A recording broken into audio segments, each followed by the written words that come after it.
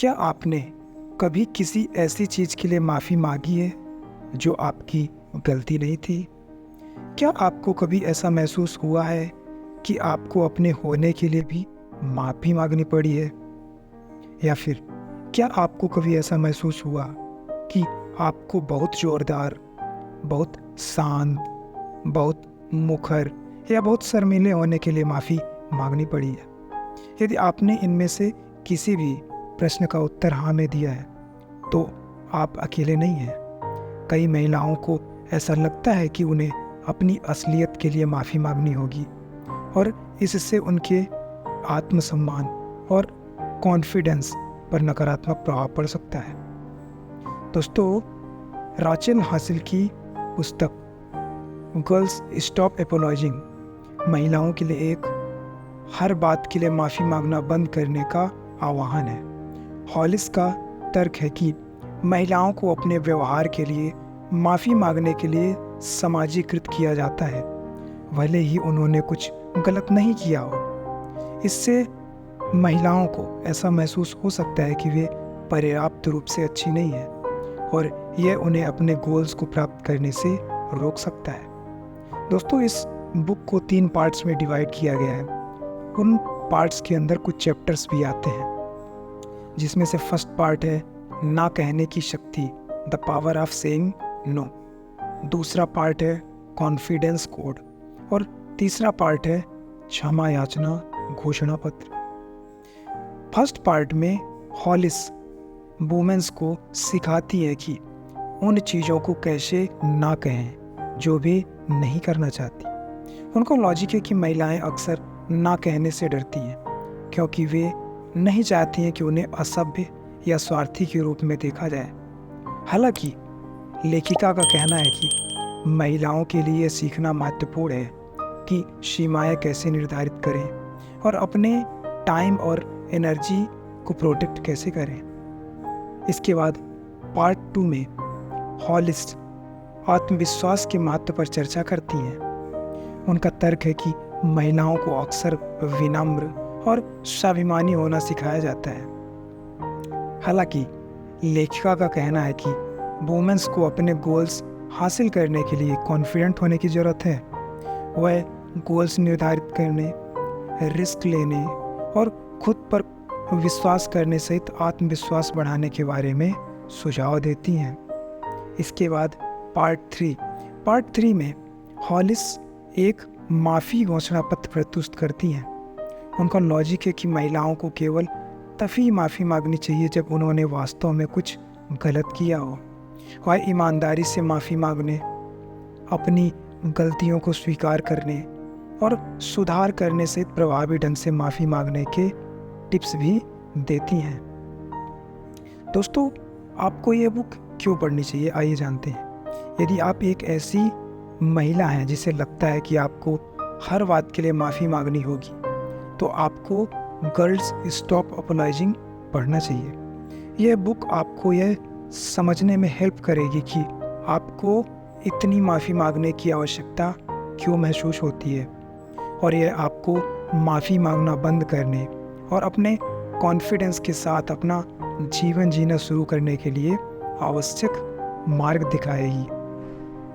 Girls stop एपोलॉजिंग के सबसे powerful पहलुओं में से एक रेचेल का हर महिला की अंतर्निहित योग्यता में अटूट विश्वास है।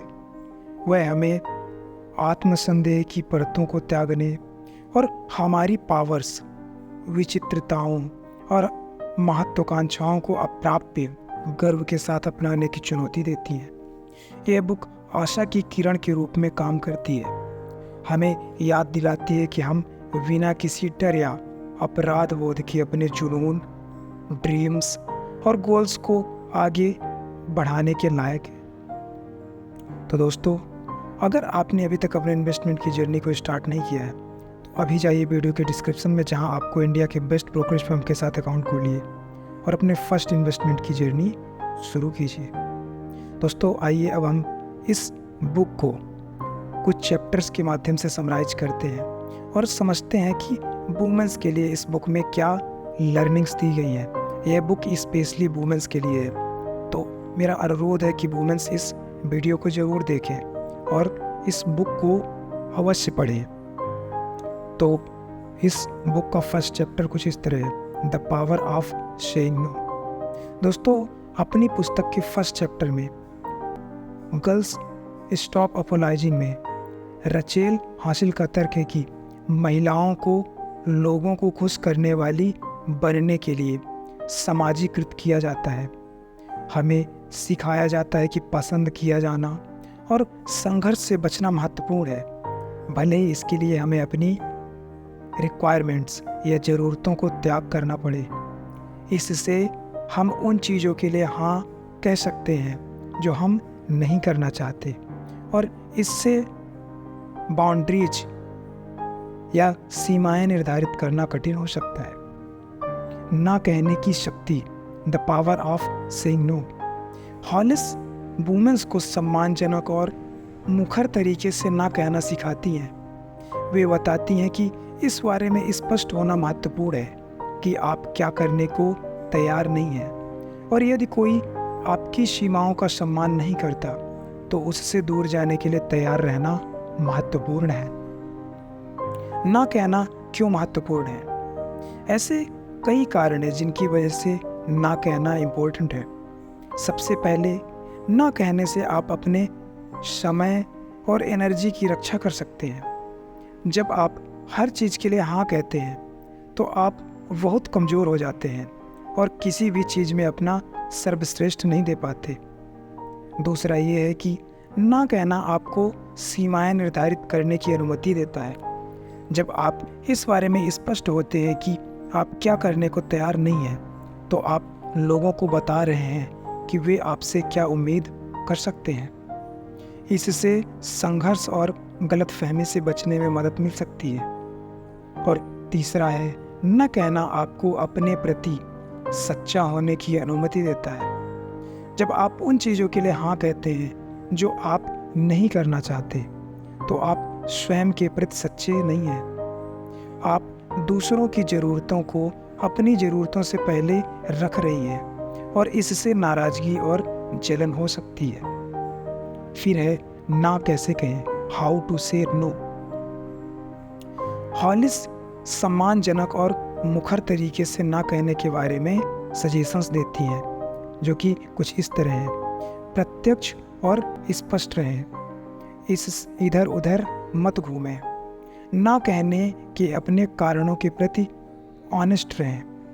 फिर है, दूसरे व्यक्ति की भावनाओं का सम्मान करें। यदि दूसरा व्यक्ति आपकी सीमाओं का सम्मान नहीं करता तो दूर जाने के लिए रेडी रहें। फिर है, ना कहने के फायदे, the benefits of saying no. तो यहाँ पे लेखिका का तर्क है कि ना कहने के कई बेनिफिट्स हैं, जैसे कि आप अपना टाइम और ऊर्जा बचा सकती हैं। जब आप उन चीज़ों को ना कहती हैं जो आप नहीं करना चाहती, तो आप उन चीज़ों पर ध्यान केंद्रित करने के लिए स्वतंत्र हो जाती हैं जो आपके लिए इम्पोर्टेंट है। फिर है, आप अपना कॉन्फिडेंस बढ़ा सकती हैं। ना कहना सीखने के लिए साहस की आवश्यकता होती है, और जितना अधिक आप ऐसा करेंगी, आप उतने ही अधिक आश्वस्त हो जाएंगी। फिर है, आप स्वस्थ सीमाएं निर्धारित कर सकती हैं। जब आप ना कहने में सक्षम होती हैं, तो आप अपने आसपास के लोगों के साथ स्वास्थ्य सीमाएं स्थापित कर रही होती हैं। इससे आपको अपनी आवश्यकताओं और कल्याण की रक्षा करने में मदद मिलती है। आइए चलते हैं हम अगले चैप्टर में, द कॉन्फिडेंस कोड। तो इस चैप्टर में लेखिका आत्मविश्वास के महत्व पर चर्चा करती है। उनका लॉजिक है कि वुमेन्स को अक्सर विनम्र और स्वाभिमानी होना सिखाया जाता है। हालांकि हॉलिस का कहना है कि महिलाओं को अपने गोल्स हासिल करने के लिए कॉन्फिडेंट रहना चाहिए। वह गोल्स निर्धारित करने, रिस्क लेने और खुद पर विश्वास करने सहित कॉन्फिडेंस बढ़ाने के बारे में सजेशंस देती है। Confidence code. हॉलिस आत्मविश्वास को सफल होने की अपनी क्षमता में विश्वास के रूप में डिफाइन करती हैं। वे बताती हैं कि आत्मविश्वास का मतलब परफेक्ट या दोष रहित होना नहीं है। यह खुद पर और अपनी क्षमताओं पर विश्वास करने के बारे में है, तब भी जब आप चुनौतियों का सामना कर रही हो। आत्मविश्वास कैसे बनाएं? लेखिका आत्मविश्वास बढ़ाने के बारे में कुछ टिप्स देती हैं, जो कि कुछ इस तरह है। अपना गोल्स बनाना, है ना। लक्ष्य रखने से आपको प्रयास करने के लिए कुछ मिलता है और उन्हें हासिल करते समय यह आपको अपना आत्मविश्वास बढ़ाने में मदद कर सकता है। फिर है रिस्क लेना, अपने कंफर्ट जोन से बाहर आकर। लेकिन यह आत्मविश्वास बढ़ाने का एक शानदार तरीका है। जब आप रिस्क लेती हैं और सफल होती हैं तो यह आपको दिखाता है कि आप जितना सोची थी उससे कहीं अधिक सक्षम है। अपने आप पर यकीन रखो, यह संभवतः सबसे महत्वपूर्ण टिप्स है। आपको खुद पर कॉन्फिडेंस करना होगा, तब भी जब दूसरे ना करें। यदि आप खुद पर ट्रस्ट नहीं करेंगे या बिलीव नहीं करेंगे तो फिर दूसरा नहीं करेगा। फिर है कॉन्फिडेंस के लाभ, the benefits of confidence. Hollies का लॉजिक है कि आत्मविश्वासी होने के कई बेनिफिट्स हैं, जैसे कि आपके अपने गोल्स प्राप्त करने की अधिक संभावना है। जब आप खुद पर विश्वास करती हैं तो आपके एक्शंस लेने और अपने गोल्स को हासिल करने की अधिक संभावना होती है। फिर आपके सफल होने की भी अधिक संभावना होती है। कॉन्फिडेंस को अक्सर सक्षमता की निशानी के रूप में देखा जाता है। जब आप आश्वस्त होती हैं तो लोग आपको अधिक गंभीरता से लेंगे और आपको अवसर देंगे। फिर है आप अधिक हैप्पी और अधिक सेटिस्फाइड रह सकती हैं। कॉन्फिडेंस से एक खुशहाल और अधिक संतुष्टिपूर्ण जीवन जिया जा सकता है। जब आप खुद पर विश्वास करती हैं तो आप जोखिम लेने, नई चीज़ें आजमाने और अपना जीवन पूरी तरह से जीने की अधिक संभावना रखती हैं। तो दोस्तों, अगर वीडियो आपको इन्फॉर्मेशनल लग रही है और पसंद आ रही है तो वीडियो को लाइक कीजिए। आइए चलते हैं अगले चैप्टर की ओर। Chapter number 3, the apology manifesto. तो chapter number 3, girls stop watching के चैप्टर नंबर 3 में लेखिका एक माफ़ी घोषणा पत्र प्रस्तुत करती हैं। वे बताती हैं कि वुमेन्स को केवल तभी माफ़ी मांगनी चाहिए जब उन्होंने वास्तव में कुछ गलत किया हो। वह ईमानदारी से माफ़ी मांगने, अपनी गलतियों को स्वीकार करने और सुधार करने से प्रभावी ढंग से माफ़ी मांगने के लिए भी टिप्स देती हैं। माफ़ी घोषणा पत्र, द एपोलॉजी मैनिफेस्टो। लेखिका ने माफ़ी को किसी गलती के लिए खेद की अभिव्यक्ति के रूप में डिफाइन किया है। वह कहती हैं कि माफ़ी सच्ची होनी चाहिए और इसमें 3 चीज़ें शामिल होनी चाहिए, जैसे कि अपनी गलती स्वीकार करना, ऑनिंग योर मिस्टेक्स। इसका मतलब है अपने कार्यों की जिम्मेदारी लेना और यह स्वीकार करना कि आप गलत थे। खेद व्यक्त करना, एक्सप्रेसिंग रिग्रेट। इसका मतलब यह है कि आपने जो किया उसके लिए आपको खेद है। फिर है संशोधन करना, मेकिंग एमेंड्स। इसका मतलब है चीज़ों को सही करने के लिए स्टेप्स लेना, जैसे कि आपके कारण हुई क्षति को ठीक करना या फिर क्षतिपूर्ति करना।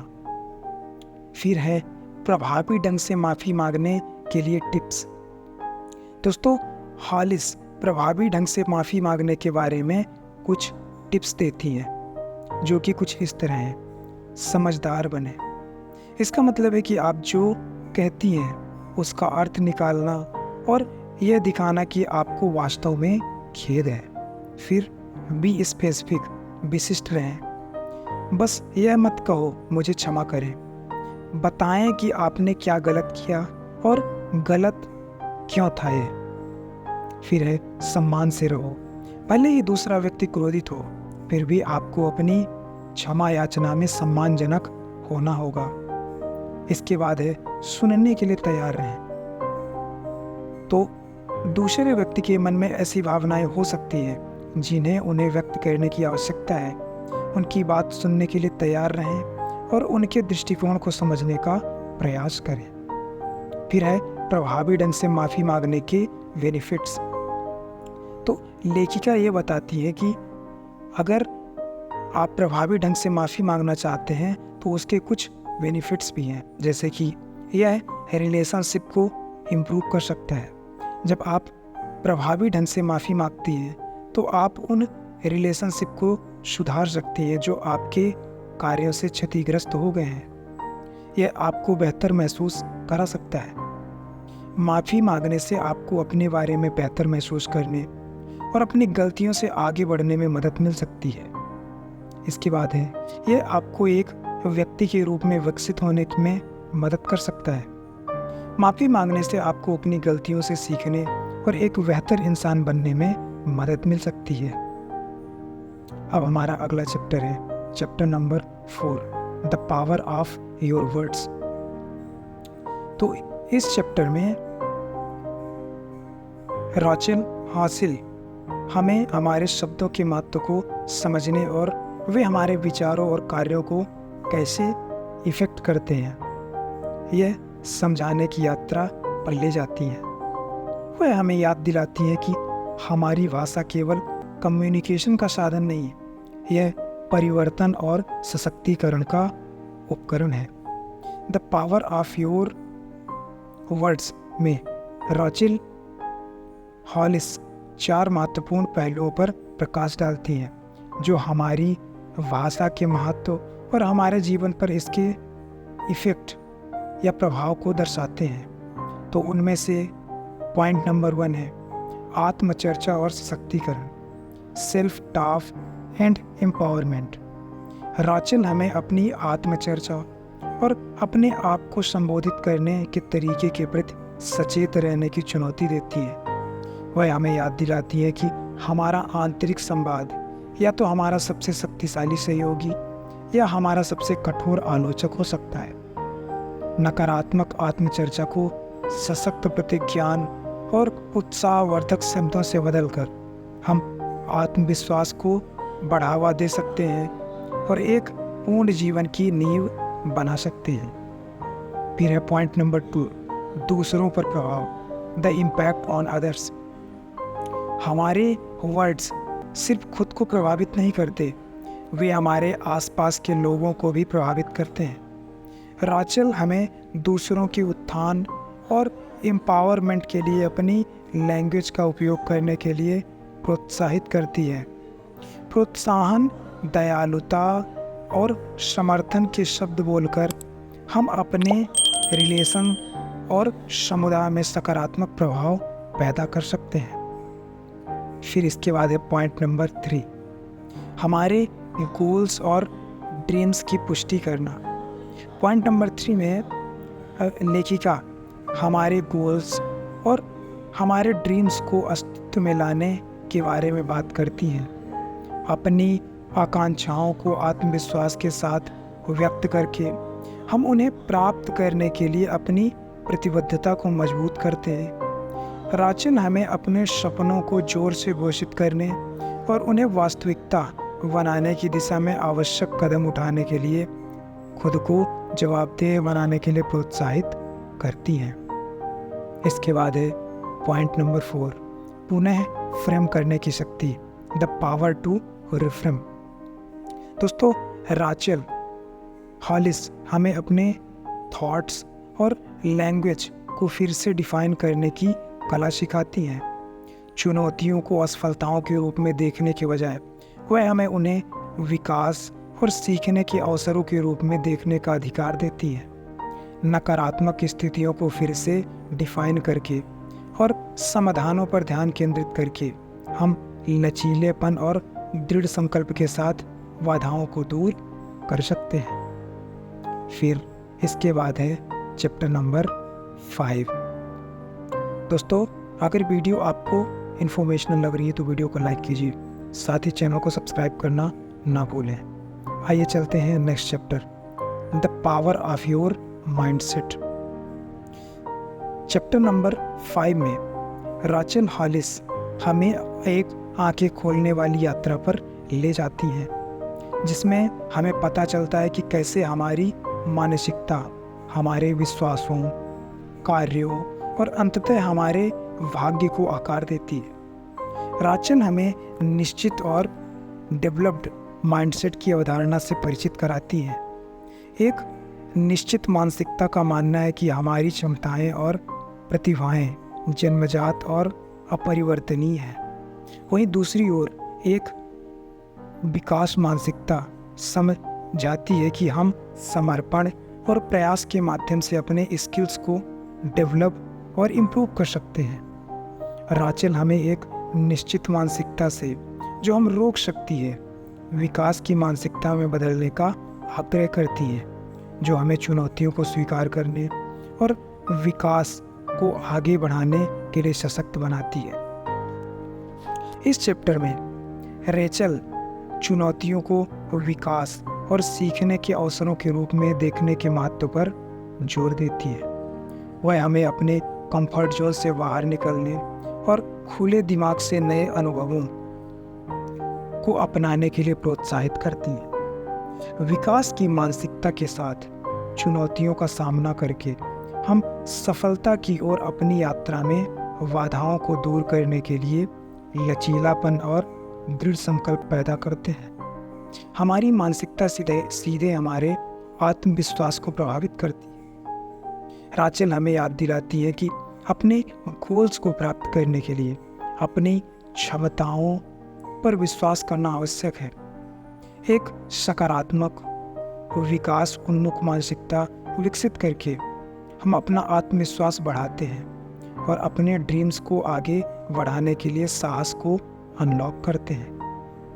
दोस्तों, राचेल हमें सफलता की राह पर असफलताओं को सीढ़ी के रूप में देखने का अधिकार देती है। असफलताओं से हतोत्साहित होने के बजाय वह हमें उनसे सीखने और खुद को आगे बढ़ाने के लिए सबक का उपयोग करने के लिए प्रोत्साहित करती है। विकास की मानसिकता को अपनाकर हम असफलताओं को मूल्यवान अनुभवों में बदल देते हैं, जो हमारे व्यक्तिगत विकास में योगदान करते हैं। आइए चलते हैं अब अगले चैप्टर में, the power of your actions. दोस्तों,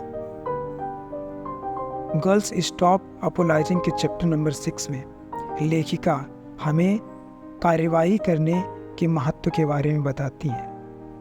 वे हमें बताती हैं कि यदि हम कार्यवाही नहीं करेंगे तो हम अपने गोल्स हासिल नहीं कर सकते। कार्यवाही करने के तरीके के बारे में वे सुझाव देती हैं, जिसमें गोल्स निर्धारित करना, बड़े लक्ष्यों को छोटे स्टेप्स में तोड़ना और हर दिन छोटे छोटे स्टेप्स उठाना शामिल है। आपके कार्यों की शक्ति, the power of your actions. दोस्तों, हॉलिस कार्यों को इस प्रकार डिफाइन करती हैं कि वे चीज़ें जो हम करते हैं जो हमारे गोल्स के करीब ले जाती हैं। वह कहती हैं कि हमारे कार्य ही हमारे रिजल्ट्स निर्धारित करते हैं, और यदि हम अपने गोल्स को प्राप्त करना चाहते हैं तो हमें कार्यवाही करने की आवश्यकता है। कार्यवाही कैसे करें, हाउ टू टेक एक्शन। दोस्तों, हॉलिस कार्यवाही करने के तरीके पर कुछ टिप्स देती हैं, जैसे कि लक्ष्य बनाना। लक्ष्य रखने से आपको प्रयास करने के लिए कुछ मिलता है और यह आपको उन्हें हासिल करते समय कार्यवाही करने में मदद कर सकता है। बड़े लक्ष्यों को छोटे छोटे स्टेप्स में तोड़ें। इससे लक्ष्य कम कठिन और अधिक प्राप्त करने योग्य लगेंगे। हर दिन छोटे छोटे कदम उठाएं। भले ही आप केवल छोटा कदम उठा सके, फिर भी आप आगे बढ़ रहे हैं। फिर इसके बाद है कार्यवाही करने के लाभ, the benefits of taking action. Hollies का तर्क है कि कार्यवाही करने के कई फायदे हैं, जैसे कि आप अपने लक्ष्य हासिल कर लेंगे। You can achieve your goals. जब आप एक्शंस लेते हैं तो आपके गोल्स प्राप्त करने की संभावना बढ़ जाती है। इसके बाद आप अधिक कॉन्फिडेंट महसूस करते हैं। जब आप एक्शंस लेते हैं और अपने गोल्स हासिल करते हैं तो आप अपने आप में अधिक कॉन्फिडेंट महसूस करते हैं। इसके बाद आप अधिक संतुष्टिपूर्ण जीवन जी सकते हैं। जब आप एक्शंस लेते हैं और अपने गोल्स प्राप्त करते हैं तो आप अधिक सेटिस्फाइड लाइफ जी सकते हैं। दोस्तों, अगर वीडियो आपको इन्फॉर्मेशनल लग रही है और पसंद आ रही है तो वीडियो को लाइक करना ना भूलें। आइए चलते हैं अगले चैप्टर की ओर, the power of your tribe. दोस्तों, गर्ल्स स्टॉप अपोलाइजिंग के चैप्टर नंबर 7 में लेखिका हॉलिस सकारात्मक लोगों से घिरे रहने के बारे में बताती है। वे बताती हैं कि हमारी जनजाति या तो हमारी मदद कर सकती है या फिर हमें रोक सकती है। वह हमारी जनजाति को खोजने के बारे में सुझाव देती हैं, जिसमें हमारे वैल्यूज को साझा करने वाले लोगों से जुड़ना, नए लोगों के लिए खुला रहना और विषाक्त रिश्तों को छोड़ने के लिए तैयार रहना शामिल है। आपकी जनजाति की शक्ति, the power of your tribe. Hollies जनजाति को वे लोग जो आपका समर्थन करते हैं और ऊपर उठाते हैं के रूप में डिफाइन करती हैं। वह बताती है कि हमारी ट्राइब या जनजाति उन लोगों से बनी है जो हम पर विश्वास करते हैं, हमें प्रोत्साहित करते हैं और हमें सर्वश्रेष्ठ बनने के लिए चुनौती देते हैं। फिर है अपना गोत्र कैसे खोजें, how to find your tribe.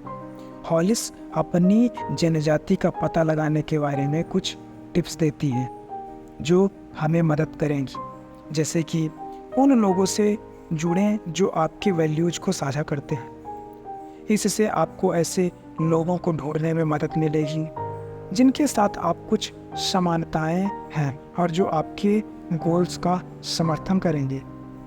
नए लोगों के लिए खुले रहें, नए लोगों से मिलने और नए दोस्त बनाने से न डरें। इसके बाद है विषाक्त रिश्तों को छोड़ने के लिए तैयार रहें। यदि आपके जीवन में ऐसे लोग हैं जो आपका समर्थन नहीं कर रहे हैं या जो आपको नीचे गिरा रहे हैं तो उन्हें जाने देने के लिए भी तैयार रहें। फिर है जनजाति होने के लाभ, the benefits of having a tribe. दोस्तों, हॉलिस का तर्क है कि जनजाति होने के कई बेनिफिट्स भी हैं, जैसे कि आप अधिक समर्थित महसूस करेंगे। जब आपके पास एक ट्राइब होगी तो आपको ऐसा महसूस होगा कि आपके पास ऐसे लोग हैं जो आपका समर्थन करते हैं और जो आप पर विश्वास करते हैं। फिर इसके बाद है आप ज़्यादा इंस्पायर्ड रहेंगे। जब आपके पास एक ट्राइब होगी तो आप अपने गोल्स को प्राप्त करने के लिए अधिक प्रेरित होंगे, क्योंकि आपके पास ऐसे लोग होंगे जो आपका उत्साहवर्धन करेंगे। फिर है आप अधिक खुश रहेंगे। जब आपके पास एक ट्राइब होती है तो आप अधिक हैप्पी होंगे, क्योंकि आप ऐसे लोगों से घिरे रहेंगे जो आपको अपने बारे में अच्छा महसूस कराते हैं। तो दोस्तों, चलिए चलते हैं अपने अगले चैप्टर में, the power of your dreams. दोस्तों, गर्ल्स स्टॉप अपोलाइजिंग के चैप्टर नंबर 8 में the power of your dreams में राचेल हॉलिस हमसे अपने ड्रीम्स के महत्व को अपनाने और ये समझने का आग्रह करती है कि वे हमारे जीवन को कैसे आकार देते हैं। The power of your dreams में राचेल हॉलिस 4 महत्वपूर्ण पहलुओं की पड़ताल करती है जो हमारे ड्रीम्स के महत्व और हमारे जीवन पर उनके प्रभाव को उजागर करते हैं। तो ये पॉइंट नंबर 1 है, बड़े सपने देखने का महत्व, the significance of dreaming big. Rachel हमें बड़े सपने देखने और सीमित विश्वासों से मुक्त होने के लिए प्रोत्साहित करती है।